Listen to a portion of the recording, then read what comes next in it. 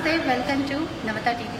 So ఈ రోజు మనం ఉన్నాము లింగంపల్లిలోని తులజా భవానీ అమ్మవారి దేవస్థానంలో ఉన్నాము. ఇక్కడ అంటే మార్వాడీల ఇలవెల్పైనటువంటి తులజా భవానీ అమ్మవారు తులజాపూర్లో ఎలాగైతే శక్తిపీఠం ఉందో అలాగే ఈ అమ్మవారు లింగంపల్లి వాసులకు కొంగు బంగారంగా వెలిసిల్లుతూ కోరిన కోరికలు తీర్చే కల్పవల్లిగా ఇక్కడ అమ్మవారు కొలువై ఉన్నారు. మరి ఈ అమ్మవారి చరిత్ర ఏంటి, అసలు ఎప్పటి నుంచి అమ్మవారు ఎప్పుడు వెలిసారు, అసలు ఆ కథ ఏంటో ఈరోజు మన దేవస్థానం ప్రధాన అర్చకులైనటువంటి పంతులు గారు ఉన్నారు. ఆ పంతులు గారు మరి అమ్మవారి విశిష్టత, దేవస్థాన విశిష్టత తెలుసుకునే ప్రయత్నం చేద్దాం. నమస్తే అండి. ఓకే సార్, మరి అమ్మవారి యొక్క విశిష్టత ఏంటి? తులజాపూర్ భవానీ అమ్మవారి మరి మార్వాడీల యొక్క కులదేవత అయినటువంటి ఈ అమ్మవారు ఎప్పుడు వెలిసారు, ఎలా వెలిసారు, చారిత్రాత్మక కథ ఏంటి? 42 సంవత్సరాలు మా అత్తయ్య గారు శ్రీ కాసుల సీతారామేశ్వర దేవాలయంలో చేయడం జరిగింది. 42 సంవత్సరాల తర్వాత రిటైర్మెంట్ తీసుకోవడం జరిగింది. అంతకు ముందు నుంచి ఒక 300 సంవత్సరాల నుంచి దేవాలయం ప్రతిష్ఠించడం జరిగింది. కానీ స్వయంగా అమ్మవారు తెలిసిందని కూడా చెప్తారు. ఏ విధంగా అంటే 2 విధాలుగా చెప్తారు. శిల్పికి మనసులో వచ్చినటువంటి ఆ యొక్క రూపాన్ని చెక్కిందని ఒకటి చెప్తారు. ఇంకొకటి అమ్మవారు వెళ్తూ ఉండగా కొందరు పిల్లలు పడుతూ ఉంటే అమ్మవారు ఆగి వెనకాలకు చూసిందంట. వెనకాలకు చూసేసరికి అమ్మవారు అక్కడనే స్థిరంగా అయ్యి అమ్మవారు విశేషంగా మనకు దర్శనం జరుగుతుంది. ఈ 2 విధాలుగా మనకి చెప్పడం జరుగుతుంది. ఈ విధంగా అమ్మవారు 300 సంవత్సరాల నుంచి పైపైనగా మార్వాడి వాళ్ళు కానీ మరాఠీ వాళ్ళు కానీ ఇరువైపుగా వాళ్ళు అర్చిస్తూ అమ్మవారి యొక్క ఆశీస్సులు పొందుతూ విశేషంగా అమ్మవారిని ఇట్లా ఆహ్లాదకరంగా మందితోటి కిటకిటలాడుతూ నిత్యము అమ్మవారి యొక్క ఆశీర్వాదము అందరికీ కూడా లభిస్తుంది. మరియు గత 4 సంవత్సరాల నుంచి అనేక కార్యక్రమాలు నిర్వహించడం జరుగుతుంది. లలితా సహస్రనామాలు కానీ మరియు నిత్యము ఇక్కడ అభిషేకం ఉంటుంది, నిత్యము అలంకారం ఉంటుంది, నిత్యం కుంకుమార్చనలు ఉంటాయి, నిత్య అభిషేకాలు ఉంటాయి, నిత్యము కుంకుమార్చన ఉంటుంది, నిత్యం అలంకారం ఉంటుంది. వివిధ రకాలుగా అలంకారం ఉంటుంది. ఒకటే రకం కాకుండా మన తులజాపూర్లో ఎలా అయితే అమ్మవారికి వాళ్ళు నిత్యం అభిషేకము అలంకరణ చేస్తుంటారో అదే విధంగా మనకి ఇక్కడ ఈ తులజాపూర్ అమ్మవారికి కూడా నిత్యం అభిషేకము అలంకరణ చేయడం జరుగుతుంది. అర్చనలు ఉంటుంది, కుంకుమార్చనలు ఉంటాయి. ప్రతి మంగళవారం శుక్రవారం సాయంత్రం 6:30 నుంచి 7:30 గంట పర్యంతం లలితా సహస్రనామ స్తోత్ర పారాయణం జరుగుతుంది. ఈ కాలంలో ఈ క్రోధనామ సంవత్సరంలో చైత్రమాసము దేవాలయం నుంచి అర్చకులుగా సంకల్పించడం జరిగింది. ఏంటంటే మన తెలుగు మాసాలు చైత్రమాసం నుంచి మళ్ళీ వచ్చే 2024 25 పాల్గొన మాసం వరకు మాస పురస్కరించుకొని పౌర్ణమి రోజు ఒక విశేష హవనం చేసుకున్నామని సంకల్పించుకోవడం జరిగింది. ఈ యొక్క విశేష భాగ్యము అందరూ తీసుకోవచ్చు. కావున ఇంకొకటి ప్రతి సంవత్సరము అమ్మవారికి విశేష కార్యక్రమం, పెద్ద కార్యక్రమం జరుగుతుంది. పోయిన సంవత్సరము ఆగస్టు నాడు శ్రావణ మాసంలో విశేష లలితా సహస్రనామ స్తోత్ర పారాయణము 500 మందితోటి 3 సార్లు జరిగింది. మళ్ళీ దాని తర్వాత రోజు చండీ హవనం చేసుకోవడం జరిగింది. అదే క్రమంలో మళ్ళొకసారి లలితా సహస్రనామం చేసుకోవడం జరిగింది. అది 1800 చిల్లర పర్యంతం మనం లలితా సహస్రనామ పారాయణం చేసుకోవడం జరిగింది. అదేవిధంగా అమ్మవారికి శ్రీచక్రం చేయించడం జరిగింది. 5 కిలోల ఇత్తడి రాగి కలిపినటువంటి శ్రీచక్రాన్ని భక్తులు సమర్పించడం జరిగింది. ఈ యొక్క విశేషమైన కార్యక్రమంలో ఈ దానం జరుగుతున్నది. ప్రతి సంవత్సరము అమ్మవారు ఆమె యొక్క సంకల్పంతో విశేష కార్యక్రమాలు బ్రహ్మోత్సవాలు మనకి మొదటి నుంచి 300 సంవత్సరాల కింద నుంచి మనకి విశేషంగా అయ్యేటువంటి 2 బోనాల కార్యక్రమము, మళ్ళీ దసరా నవరాత్రులు, ఏది దేవీ శరన్నవరాత్రులు విశేషంగా మనం దేవాలయంలో చేసుకుంటాం. ఇప్పుడు తెలంగాణ ప్రత్యేకమైనటువంటి బోనాల పండుగ జరిపిస్తారు కాబట్టి బోనాల పండుగకి ఎలాంటి విశిష్ట పూజ కార్యక్రమాలు జరిపిస్తారు? ప్రతి సంవత్సరము అమ్మవారికి విశేష అభిషేకము ప్రతి ఇప్పుడు చేసే కార్యక్రమంలో ప్రతి అభిషేకం కానీ లేకపోతే లలితా సహస్ర పారాయణమే కానీ మారవడే కానీ తెలుగు కానీ లేకపోతే మరాఠీలే కానీ అందరూ వచ్చి పాల్గొనడం జరుగుతుంది. విశేషంగా వాళ్ళు చేసుకోవడం, వాళ్ళకు కూడా లలితా సహస్రనామము అలవాటు అవుతుంది. దాని పరంగా వాళ్ళకు కూడా ఆరోగ్య సమస్యలే కానీ అన్ని సమస్యలు తీరడం జరుగుతుంది. అంటే ఇక్కడ మనం చూస్తున్నట్లయితే అమ్మవారి ఎదురుకుండా ధ్వజస్తంభం ఉంది. ధ్వజస్తంభం వెనకాల రావి చెట్టు వేప చెట్టుతో కూడినటువంటి ఒక మహావృక్షం ఉంది. ఆ వృక్ష చరిత్ర ఏంటంటే దానికి ఇలా బంధనాలు కట్టారు కదా, అమ్మవారికి మన చల్లగా చూసే తల్లి శీతలామాతాదేవి. శీతలామాతాదేవికి మార్వడి వాళ్ళు చాలా విశేషంగా చేసుకుంటారు. అంటే ఎండాకాలం మొదలవుతూనే ఉగాది ముందర వచ్చేటువంటి ఎండాకాలము మొదలవుతూనే వాళ్ళు శీతలామాతాదేవికి చేస్తారు. అంటే శీతలామాతకి ముందు రోజు వారు వంటలు చేసుకొని ఆ చల్లారిన వంటలు తెల్లవారి అమ్మవారికి దీపం కూడా పెట్టారన్నమాట. అంత వేడిగా కూడా అమ్మవారికి తగలకుండా చల్లగా చూసి అమ్మవారికి నివేదన చేసి ఆ యొక్క ప్రసాదాన్ని వాళ్ళు స్వీకరిస్తారు. అదేవిధంగా సద్దిలాగానే వాళ్ళు తింటారు. ఆ విధంగా అమ్మవారికి రావి చెట్టు ఏంటిదంటే చల్లదనానికి ప్రీతి, చల్లదనం రావి చెట్టు. అందుకోసమని వాళ్ళు రావి చెట్టుకి పూజ చేసుకొని దారాలు 108 సార్లు చుడతారు. దారాలు చుడతారు. అలాగే మన అమ్మవారి నుంచి ధ్వజస్తంభం వరకు మనకి ఏది కూడా ఎదురుగా మధ్యలో ఏది కూడా ఉండకూడదు. ఒక్క అర్చకుడు తప్ప తిరిగే వాళ్ళు ఎవరు కూడా ఉండకూడదు. అంటే దాని ప్రీతి ఏంటి అంటే అమ్మవారికి వాహనము సింహవాహిని అమ్మవారు కాబట్టి అమ్మవారికి మళ్ళీ సింహానికి ధ్వజస్తంభానికి మధ్యలో ఎదురుగా ఉండకూడదని చెప్పేసి మనము అక్కడ ఏర్పాటు చేయడం జరిగింది. దాని తర్వాత ఆ చెట్టు ఉంటుంది. చెట్టుకి ఎవరైతే ఒక 9 ప్రదక్షిణాలు మంగళవారం చేసినట్లయితే వాళ్ళకి సంతానాభివృద్ధి కానీ కళ్యాణం కానీ అవి అతి శీఘ్రంగా వాళ్ళకి జరిగే అవకాశం ఉంది. కాదు, ఇక్కడ పెద్ద వృక్షం ఉంది, మహావృక్షం ఉంది. మహావృక్షం ఎవరైతే మార్వాడి వాళ్ళు దారులు చుట్టి ఉన్నారో అదే వృక్షానికి చాలా విశేషంగా మనం 9 ప్రదక్షిణాలు కానీ 108 ప్రదక్షిణాలు కానీ చేసినట్లయితే కోరికలు తప్పకుండా నెరవేరుతాయి. ఈ యొక్క దేవాలయంలో గత 4 సంవత్సరాలుగా అంటే అంతకుముందు 42 సంవత్సరాలు తాతయ్య చేసిన కొంతమంది మనం చూసినాము. వాళ్ళ సంకల్పాలు నెరవేరినాయి. అంటే గత 4 సంవత్సరాలుగా నేను చెప్పిన సూచన మేరకు కొందరు భక్తులు విని చేసుకోవడం ద్వారా నేను మళ్ళీ చూశాను. చాలా మటుకు అమ్మవారి యొక్క ఆశీస్సులు వాళ్ళపై ఉంచి వాళ్ళ యొక్క సంకల్పం నెరవేరాలి. సో ఇంకేంటంటే ఇప్పుడు మనకి ఉగాదికి కూడా ఎలాంటి ప్రత్యేక పూజలు జరుగుతుంది అంటే ఉగాది కొత్త అమావాస్య అంటే గ్రామదేవతలకి మనం నైవేద్యాలు పెట్టుకుంటూ ఉంటాము. ఇలా ఉగాది అమావాస్య ఇలాంటివి ఏమైనా పూజలు జరుగుతాయి? ప్రతి ఉగాది మన తెలుగు పండుగ, తెలుగు నూతన సంవత్సరాల పండుగ కాబట్టి చాలా విశేషంగా మన ప్రపంచవ్యాప్తంగా ఎక్కడైతే తెలుగు వాళ్ళు ఉన్నారో వాళ్ళు ఖచ్చితంగా ఈ యొక్క ఉగాది పండుగని నెరవేర్చుకోవాలి. ఎందుకంటే మన సాంప్రదాయము, మన ధర్మాన్ని మనం రక్షించుకోవాలి తప్ప మనం ఎదుటి వాళ్ళని మనం ఏదైనా చూపించకుండా మన ధర్మాన్ని మనం ఆచరిస్తే చాలా మంచిది. అది ఉగాది పండుగ, మన తెలుగు పండుగ కాబట్టి విశేషంగా అమ్మవారికి అభిషేకాలు ఉంటాయి. ఆ రోజు సాయంత్రం పంచాంగ శ్రవణం ఉంటుంది. అలాగే విశేష పచ్చడి అందరికీ పంచడం జరుగుతుంది. మళ్ళీ మామిడికాయతో చేసినటువంటి సతి అమ్మవారికి నివేదన చేసి అందరికీ పంచడం జరుగుతుంది. ఇట్లా చాలా విశేషంగా ఆ రోజు జరుగుతుంది. ఇప్పుడు విశేషంగా చెప్పదలుచుకుంది ఏంటంటే చండీ హోమము పర్టికులర్ ఒక డేలోనే జరుగుతుంది. ఎప్పుడైనా ఒక మంచి రోజులోనే అంటే పర్సనల్గా అంటే ఇప్పుడు సంథింగ్ ఒక పర్సన్కి బాగాలేదు అనుకుంటే వాళ్ళ నక్షత్రాన్ని బట్టి కూడా ఆ రోజు మంచి రోజు చూసి అమ్మవారి నక్షత్రాన్ని చూసి చండీ హోమాలు అనేటువంటివి జరుగుతాయి. అది కాకుండా విశేషమైన రోజుల్లో చండీ హోమాలు జరుగుతాయి. ఇలా పర్సనల్గా కూడా మీరు చండీ హోమాలు చేస్తారు? పర్సనల్గా జరుగుతాయి. అంటే వాళ్ళ సంకల్పాన్ని బట్టి వాళ్ళు ఒకవేళ శేష అలంకరణ అంటే ఈ సంవత్సరమే మొత్తం పండుగతోనే అలంకరణ చేయడం భక్తులు సంకల్పించడం జరిగింది. మొత్తం పండుగతోనే అలంకరణ ఉంటుంది.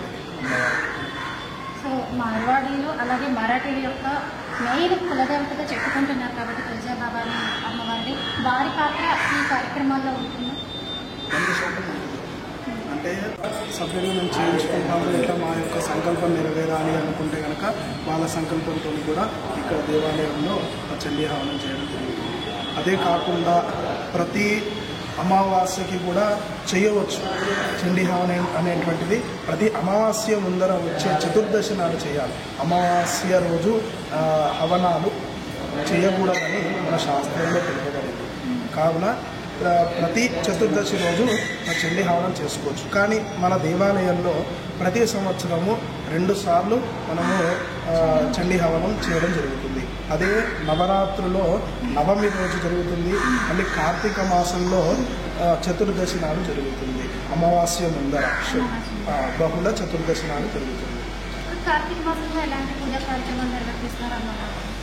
అంటే అమావాస్యకి అమ్మవారికి ప్రీతి శ్రావణ మాసం అని మనము చెప్తూ ఉంటాం.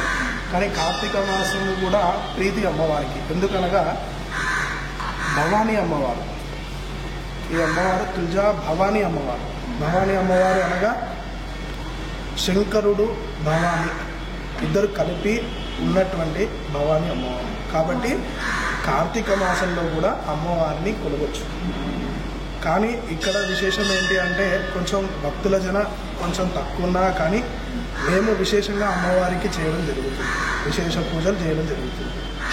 అంటే ఒక శుక్రవారమైనా జనాలు వస్తారు, అది ప్రత్యేక అంటే నార్మల్ డేస్లో కూడా వస్తూ ఉంటారు. ఇక్కడ అంటే ముందర చెప్పిన విధంగా గత 4 సంవత్సరాల క్రితం కొంచెం తక్కువ జనాలు ఉంటుంది. కాకపోతే కరోనా 2 years బ్యాక్, సో దానివల్ల ఫ్లోటింగ్ తక్కువ అనుకోవచ్చు. మరి ఇప్పుడు ఈ డేస్లో నార్మల్ డేస్లో కూడా వస్తుంటారు, ఓన్లీ ఫ్రైడే అంటే వస్తున్నారు. ఇప్పుడు ఈ యొక్క కార్యక్రమాలు జరుగుతున్నాయి. లలితా సహస్రనామ పారాయణము, విశేష కార్యక్రమాలు, పెద్ద కార్యక్రమాలు జరుగుతున్నాయి. అంటే ప్రతి సంవత్సరము 2 కార్యక్రమాలు పెద్దవి జరుగుతాయి. అలాగే చిన్న కార్యక్రమం ప్రతి మంగళవారం, శుక్రవారం లలితా సహస్రనామ పారాయణం జరుగుతుంది. దాన్ని బట్టి అమ్మవారి యొక్క శక్తిని బట్టి ఆ భక్తుల రాబడి పెరిగింది. సో చూస్తున్నారు కదండి అమ్మవారి యొక్క సో అమ్మవారికి ఎటువంటి ప్రసాదాలు నైవేద్యం చేస్తారు? వారంలో 3 రోజులు పులిహోర చేయడం జరుగుతుంది. ఒక రోజు దద్దోజనం చేయడం జరుగుతుంది. ఇంకా 2 రోజులు అమ్మవారికి తీపి చేయడం జరుగుతుంది. మంగళవారము గెండమన్నం కానీ, శుక్రవారము పులిహోర కానీ, మళ్ళీ శనివారము చక్కెరన్నం కానీ, మళ్ళీ గురువారం రోజు దద్దోజనం కానీ, ఇట్లా వివిధ రకాలుగా. ఇప్పుడు ఒకవేళ కొంత భక్తులు కూడా వాళ్ళ యొక్క సంకల్పంతోనే వస్తారు, ఇట్లా మాకు ఇది చేసి నైవేద్యం పెట్టాలని అనేసి వస్తారు. అలాగే వాళ్ళు ఒకవేళ సామాగ్రి తీసుకొని వస్తే కానీ, లేకపోతే ఇక్కడ టికెట్ ద్వారా కానీ వాళ్ళు చెల్లిస్తే కనుక దేవాలయంలో వాళ్ళు అనుకున్న ప్రసాదం చేయించడం జరుగుతుంది. లేదా గుళ్ళో కూడా నిత్యము ప్రసాదం చేయడం జరుగుతుంది. భక్తుల రాబడి రోజుకి కానీ ఒక 150 నుంచి 200 మంది రావడం కానీ, శుక్రవారం ఒక 500 నుంచి 600 మంది కానీ ఇట్లా రావడం జరుగుతుంది. రోజువారీగా 3 కిలోలు కానీ, శుక్రవారం కానీ, ఆదివారం కానీ, మంగళవారం కానీ 5 కిలోలు వేయడం జరుగుతుంది. చాలా విశేషంగా అందరికీ కూడా తీర్థ ప్రసాదాలు అందుతున్నాయి. ఇంకో క్వశ్చన్ నేను అడగడం మర్చిపోయానండి. ఎక్కడన్నా కానీ గ్రామదేవతలు అవ్వచ్చు, దేవతలే అవ్వచ్చు, మన యూనివర్సల్ దేవతలు లైక్ లలితామాత, దుర్గా భవాని ఇలాంటి వాటికి కూడా అంటే ఒక్కొక్క ఊర్లో ఒక్క ఆచారం ఉంటుంది. అదే జంతుబలి. ఇక్కడ అలాంటి ఆచారం ఉందా ఈ టెంపుల్, ఈ దేవస్థానంలో? అంటే తుల్జాపూర్లో అమ్మవారికి బలిస్తారని చెప్తారు. అది మేము కూడా సాక్షాత్ ఒకసారి చూడడం జరిగింది. అంటే దేవీ శరన్నవరాత్రుల్లో మాత్రమే ఆ దశమి రోజు, నవమి రోజు ఏదైతే చేస్తారో బలి అదొక్కటిసారి జరుగుతుంది దేవాలయం లోపల ప్రాంగణంలో. అది మిగతా వాళ్ళంతా ప్రాంగణం బయట తీసుకునేవాళ్ళు. కానీ ఇక్కడ కొన్ని సంవత్సరాల కిందట వరకు దేవాలయం లోపల ప్రాంగణంలోనే చేసేవాళ్ళు. కాకపోతే నేను రావడంతో, అంటే గొప్పలను కాదు కానీ నేను రావడంతో 4 సంవత్సరాల నుంచి బలించడం అనేటువంటిది తగ్గింది. వాళ్ళు ఏంటంటే ప్రదక్షిణాలు తీసుకొని వెళ్తారు. వాళ్ళ ఇంటి దగ్గర చేసుకోవడము అట్లాంటి విశేషంగా జరుగుతుంది. అంతే నవరాత్రుల్లో మాత్రం నవమి రోజు ఖచ్చితంగా అమ్మవారికి ప్రాంగణంలో బలించడం జరుగుతుంది. ప్రాంగణంలో అంటే బయట, ప్రాంగణంలో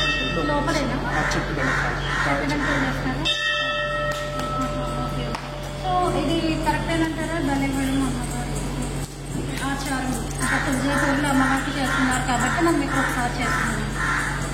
అసలు శాస్త్రంలో చెప్పింది బలించడము అనేటువంటిది జంతువులని కాదు. అంటే ఒక్క గుమ్మడికాయని బలిస్తే ఒక దున్నపోతుని బలించినట్టు అనేది మనము శాస్త్రంలో చెప్పింది. కాబట్టి ఏ కార్యక్రమం జరిగినా, ఎంత పెద్ద విశేషంగా హవనాలు చేసుకున్నా కానీ, ఎంత పెద్ద కార్యక్రమం అభిషేకాలు చేసుకున్నా, ఏది చేసుకున్నా కానీ ఏదన్నా బలించడం అనేటువంటిది ఒక్క కొబ్బరికాయ, నిమ్మకాయ, గుమ్మడికాయ వరకే బలించడం జరుగుతుంది. ఇంకా ఏవైతే మేకలను కానీ కోళ్ళను కానీ కోసేటువంటి ఆచారము మన శాస్త్రంలో చెప్పలేదు. ఎవరో మొక్కుల కోసం అని చెప్పేసి జంతు బలిచ్చేది ఉంది, మొక్కుంది అని చెప్పేసి చెప్తారు. కానీ అది కరెక్ట్ పద్ధతి కాదు. ఎందుకంటే మనం మొక్కులు తీర్చుకునేది జంతు బలి ద్వారానేనా అని మనం ఆలోచించాలి. జంతు బలిని, ఆ మూగ బలిని, జంతువుని మనము బలించి మనం కోరికలు నెరవేర్చుకోవడం అది కరెక్ట్ పద్ధతి కాదు అనేది విషయం. Thank you so much. మంచి బలిదానం అంటే బలిచ్చే జంతు బలి గురించి ఇంత క్లియర్గా షార్ట్ అండ్ స్వీట్గా చెప్పారు. ఎందుకంటే బలించడం అనేది అవి కూడా ప్రాణాలే కాబట్టి అమ్మవారికి బలించేది ఎప్పుడు కూడా పంతులు గారు చెప్పినట్టు గుమ్మడికాయ, నిమ్మకాయ, కొబ్బరికాయ వరకే వస్తుంది కానీ జంతువుల్ని కాదు. ఆమె స్వీకరించేది కూడా ఇదేంటంటే మన మనసు ఎలా ఉంటుందో, అంటే మన మొక్కులు ఎలా ఉంటే దాని ప్రకారం నడుస్తుంది కానీ అమ్మవారు అయితే బలి కోరలేదు అని అంటున్నారు. మరి పంతులు గారు చూశారు కదండి. మరి మన నవత టీవీ ఛానల్కి విశిష్టమైనటువంటి ఈ శుక్రవారం రోజు తులజా భవాని అమ్మవారి యొక్క విశిష్ట కథని, అలాగే ఇక్కడ మహామహిమాన్వితమైనటువంటి ఈ అమ్మవారి యొక్క తపబలంతో ఇక్కడున్న భక్తుల కోరికలన్నీ కూడా మరి నెరవేరుస్తూ లింగంపల్లి వాసులకే కాకుండా చుట్టుపక్కల గ్రామాలకి కూడా పొంగు బంగారమే వెలిసెత్తుతా ఆమె చల్లని చూపులు మనందరి మీద కూడా ప్రసరించాలని కోరుకుంటూ సెలవు తీసుకుంటున్నాను. నమస్తే.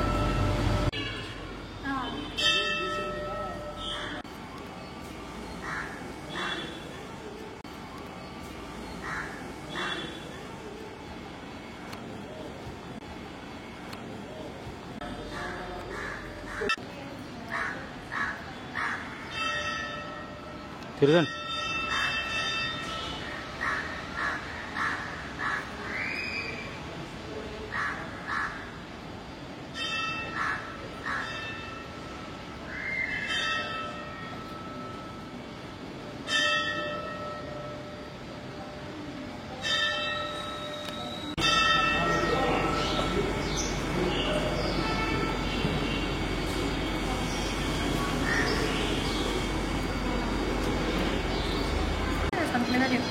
Okay, right.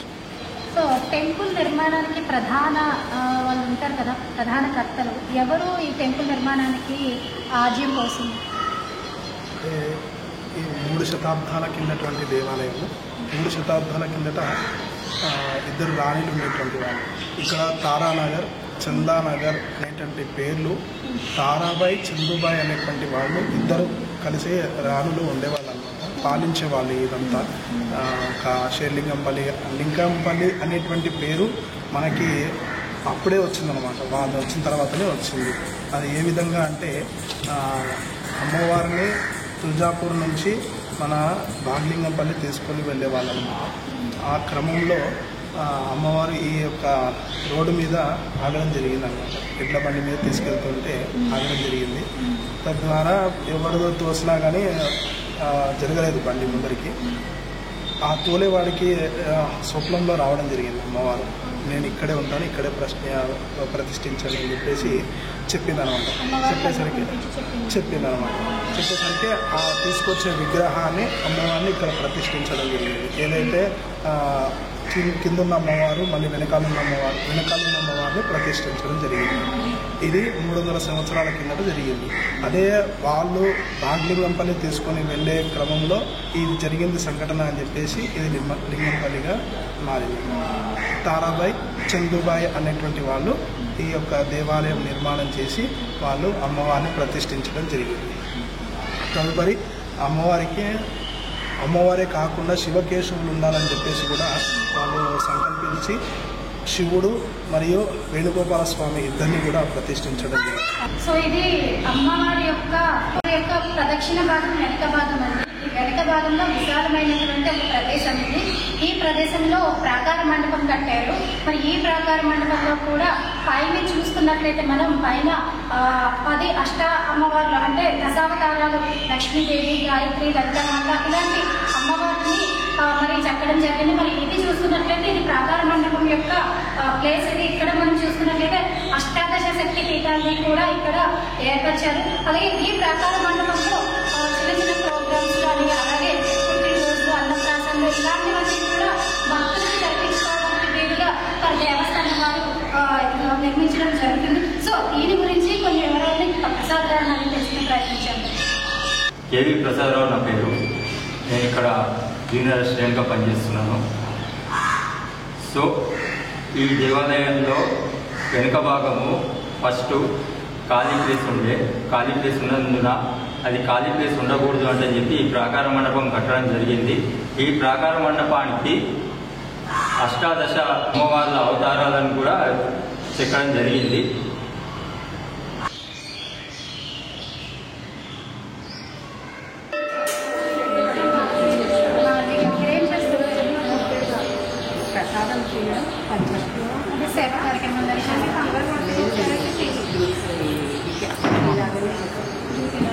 సో మీరు ఎప్పటి నుంచి చేస్తున్నారు?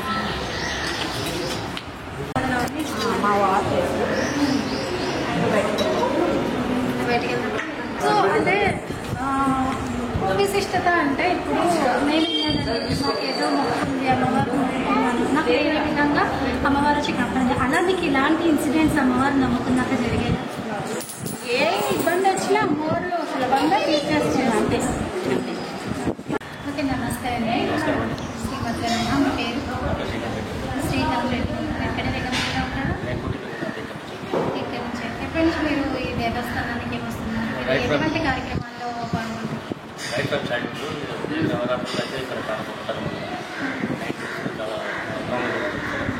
ఈ గుడి యొక్క చరిత్ర అంటే సాక్షాత్ అమ్మవారి ఇక్కడ వచ్చినట్టు అనిపిస్తుంది. ఎందుకంటే చెప్పడం ఏంటంటే మా నాన్నమ్మ చెప్పడం ఇక్కడ నుంచి దుర్గాపూర్ నుంచి ఇక్కడ సిటీకి తీసుకుందామని విగ్రహం తీసుకొచ్చారు. ఇక్కడ ఆల్రెడీ ఇక్కడ అన్ని సత్రాలు ఉంటాయి అన్నమాట. సో ఇక్కడ వాళ్ళు దృష్టి తీసుకున్నప్పుడు దృష్టి తీసుకొని వెళ్ళాలి మళ్ళీ వెళ్దామని వాళ్ళు తయారైనప్పుడు సో ఆ బండి కదలట్లేదు అన్నమాట. సో అమ్మవారు ఇక్కడనే ప్రతిష్టాపనం జరిగిందని అనిపిస్తుంది అని చెప్తాను. గుడి విషయానికి వస్తే చాలా పూర్వకాల తల్లి సాక్షాత్ శ్రీ దుర్గాభవాని మాత. కోరుకున్న వారికి కొంగు బంగారం, కోరుకున్నంత వారికి కొంగు బంగారం. సో మేము నిత్యము అమ్మను ఆరాధిస్తున్నాము. ఆపద గురించి కాపాడుకుంటాము. అమ్మవారి విశిష్టత గురించి అలాగే హిస్టరీ గురించి చాలా మంచి సందేశం ఇచ్చారు. చాలా మంచిగా చెప్పారు. Thank you. అమ్మ మీ పేరు? లక్ష్మి గారు. ఎక్కడ నిన్నపల్లని ఉంటారు? ఇక్కడే ఉంటారా? ఎప్పటి నుంచి మీరు దేవస్థానానికి వస్తున్నారు? 20 years నుంచి కంటిన్యూగా వస్తున్నారా? సో ఎందుకంటే ఎక్కువే నేను అనుకుంటే, ఎందుకంటే పసుపు కుంకుమ చల్లగా కాపాడు, మంచిగా ఉండాలి, ఆరోగ్యం బాగుండాలని చెప్పి ప్రతి అమ్మవారిని చెప్పి మనం మొక్కుకుంటాము. సో అలాగా ఈ తులజాపురి దేవస్థానం మన కృష్ణపతి అమ్మవారు మన గురించి మనల్ని కాపాడటానికి వెళ్తుంది. కాబట్టి ఇప్పుడు మీరు చిన్నప్పటి నుంచి అంటే 20 years నుంచి వస్తున్నారు కాబట్టి సో అమ్మవారి యొక్క అనుగ్రహం లేదంటే ఏదైనా ఒక కష్టం మీరు చాలా పీక్స్ అవిగా వెళ్ళాలి. ఆ పీక్స్ అవిగా నేను అమ్మవారిని మొక్కుకుంటే తీర్చింది. అది ఏ విధంగా తీర్చింది? ఇలాంటి అమ్మవారు ఉన్నాయమ్మా చెప్తారా మా భక్తులకు కొంచెం? అమ్మవారంటే మా కృష్ణ నుంచి మా నమ్మకమే. అమ్మవారంటే మధ్యాహ్నం కొంచెం బాగా చాలా ప్రాబ్లం ఉంటుంది. పడిపోయినా కాపాడు. అంటే ఎట్లా ఏం పడలేదు కరోనా లైక్ లేదు కాలు షుగర్ ఇన్ఫెక్షన్ వచ్చేసి కాలు షుగర్ పెట్టేది ఇన్ఫెక్షన్ కాలు మొత్తం అసలు ఉన్నదనుకున్నాం కాలని. అంటే తల్లిదయ వల్ల బాగా ఆరోగ్యం బాగుంది. నా పేరు వెంకటాచారి గారు. సో చెప్పండి, అమ్మవారి అనుగ్రహం మీకు ఇంత పీక్ స్టేజ్లో ఎలా అమ్మవారిని మనం అనుగ్రహించారు? చాలా బాగా నమ్ముతుంది. వచ్చి 20 years అవుతుంది. లింగంపల్లి ఇక్కడే తారానగర్ ఉండేది. అమ్మవారు చాలా శక్తివంతమైనది, చాలా బాగా అందరినీ కాపాడుతుంది. దాంట్లో ఎటువంటిగా డౌట్ చాలా మంచి శక్తి గల తల్లి. ఇంకా ఇంకా తగ్గిన వెంటనే అమ్మవారిని చెప్పారు 1 year దాకా నడవని చెప్పారు. మీ చెప్తుంటే ఎగ్జైట్మెంట్ మీ ఐస్లో కనిపిస్తుంది. మీరు చాలా అది నమ్మలేకపోతున్నారు. తగ్గుతుంది అమ్మవారి గుడిలో ఆనంద బాష్పాలు వస్తున్నాయి. ఆమెను చూస్తుంటే నిజంగా ఒక భక్తురాలికి ఏదైనా అయ్యింది అంటే అమ్మవారి గమ్ముని పరిగెట్టుకొచ్చి నేనున్నాను అంటూ అభయహస్తం ఇస్తుంది అని చెప్పడంలో వీళ్ళ నిదర్శనం అని చెప్పుకోవచ్చు. కళలో తెలుస్తుంది అది. ఇంకా చెప్పండి అమ్మవారి అభివారాలు నిమ్మకాయలతో పూజ చేయబట్టి ఓకేనమ్మా. మీరు ఇక్కడ ఉంటారా నిమ్మపల్లి? ఎప్పటి నుంచి మీరు దేవస్థానానికి వస్తున్నారు? ఎన్ని ఇయర్స్ నుంచి? 25 years అయింది నా మ్యారేజ్ అయ్యి. వచ్చి నుంచి కూడా అమ్మవారిని నమ్ముకున్నాను. ఎలాంటి కష్ట సమయాన్ని ఆదుకుంటుందంటే అమ్మ పరిగెత్తుకుంటూ వస్తుంది. ఒక సమస్య ఉందని చెప్పి మనం అమ్మమ్మగా వచ్చి ధ్యానం చేసి కళ్ళు మూసుకొని కొట్టినామంటే ఆ సమస్యకు పరిష్కారం చూపిస్తుంది. అది అనుభవంగా చాలా విషయాలలో జరిగింది మాకు. సో ఒక్క విశేషం, అమ్మవారి దేవస్థానంలో ఉన్నారు కాబట్టి అమ్మవారి గురించి, అమ్మవారి యొక్క నీళ్ళ గురించి మా ప్రేక్షకులకి నేను ఒకటి అని చెప్పి చెప్పలేము. కన్న తల్లి ఎలా ఆదుకుంటుందో ఈ తల్లి అలా ఆడుతుంది. ప్రతి విషయంలో మన వెన్నుదట్టి మన ప్రకారే ఉండి మనకు మార్గనిర్దేశంగా తెలుస్తుంది. ఒక విషయం అని చెప్పి చెప్పలేమండి అమ్మ గురించి. అదే మీరు అంటే ఫేస్ చేసినటువంటి ప్రతి చాలా విషయాలండి. నేను చాలా ఆర్థికంగా బాగా కొంచెం వెనకబడి ఉంటుంది. కానీ ఆ అమ్మవారి దయవల్లనే భూమి మాకు రేట్ రావడం కానీ ఏదైనా జరిగింది అంటే ఆ జీవితంలో మార్పు జరిగింది అంటే అమ్మ దయ. రెంట్ కట్టడానికి కష్టం ఉండే పరిస్థితి నుంచి సొంతిల్లు కొనుక్కొని ఉండే పరిస్థితికి తెప్పించింది అమ్మ. పిల్లల విషయంలో కానీ, ఆర్థిక విషయంలో కానీ, ఆరోగ్య విషయంలో కానీ, ఏ విషయంలో అయినా సరే ఇది అంటే చెప్పలేము. కన్న తల్లి ఎలా ఆదుకుంటుందో అలా ఉంటుంది మనం ఎప్పటికీ. అమ్మని తలుచుకున్నామంటే వచ్చి ఏ సమస్య ఉన్నా మనకు చెప్పాల్సిన అవసరం లేదు. వచ్చి ప్రశాంతంగా కళ్ళు మూసుకొని అమ్మని కాస్త ధ్యానం చేసుకొని వెళ్ళినా సరే మన సమస్య పరిష్కారం.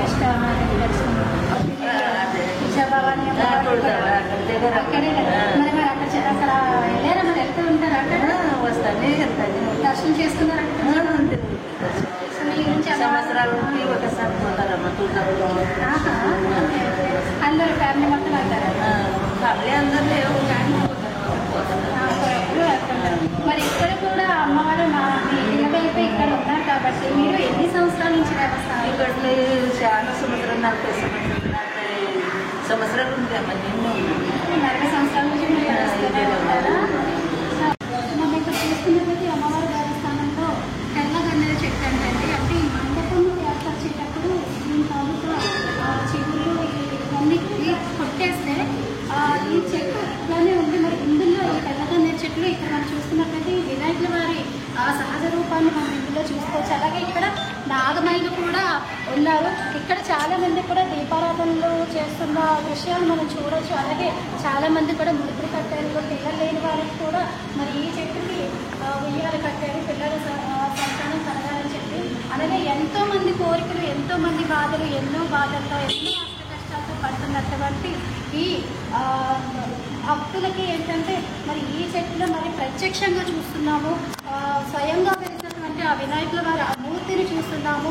అలాగే ఇక్కడ సంతాన ప్రాప్తి గురించి, ఉద్యోగ ప్రాప్తి గురించి, అలాగే వివాహ ప్రాప్తి గురించి కూడా ఎంతోమంది తమ తమ కష్టాలు, బాధలు ఇక్కడ ఈ అమ్మవారి ఊళ్ళో నెరవేర్చుకొని ఇక్కడ మొక్కుకొని ఇక్కడ ముడుపులు కట్టిన వాటిని మనం చూసుకుంటున్నాము. సో ఈ చెట్టులో ఏదో ఒక దేవతా రూపం కనిపిస్తుందండి. ఇక్కడ మన వినాయకుల వారు ఎలా ఉన్నారో అలాగే ఇక్కడ శివుడి యొక్క రూపం కూడా మనకి ప్రత్యక్షంగా కనిపిస్తుంది. అలాగే ఇవే కాదు, చాలామంది నమ్మిన భక్తులకు కొంగు బంగారంగా వెలిసినటువంటి ఈ తులజా భవాని అమ్మవారి దేవస్థానంలో ఎన్నో విశేషాలు ఉన్నాయి, ఎంతో విశిష్టత ఉంది.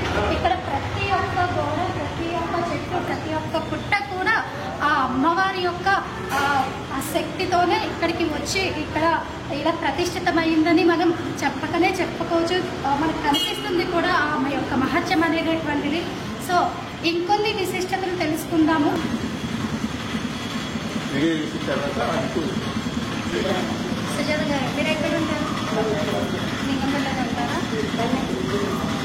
ఊరి ముందునే ఉంటారు. అబ్బా చాలా గ్రేట్. అమ్మవారు ఎదురుకుంటూ ఉంటున్నారు. రోజు వస్తుంటారమ్మా? ఓకే, చెప్పండి మరి మీరు ఎదురుకుంటూనే ఉంటున్నారు, మరి అమ్మవారిని రోజు చూసుకుంటున్నారు? అమ్మవారు రోజు వస్తే దండం పెట్టుకొని వస్తా అంతే.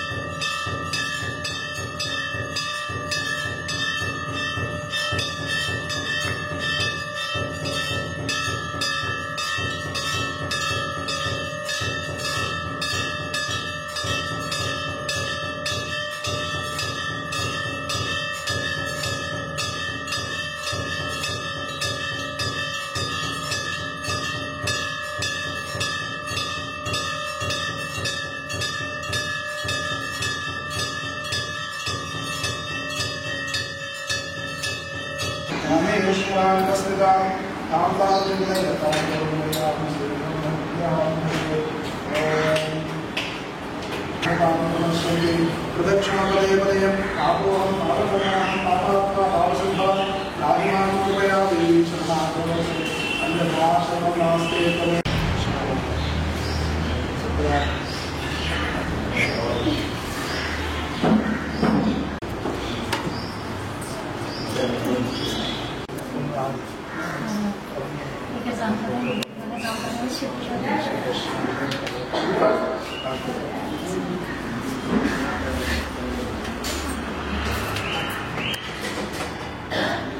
అంటే ఈ సాంప్రదాయంగా అసలు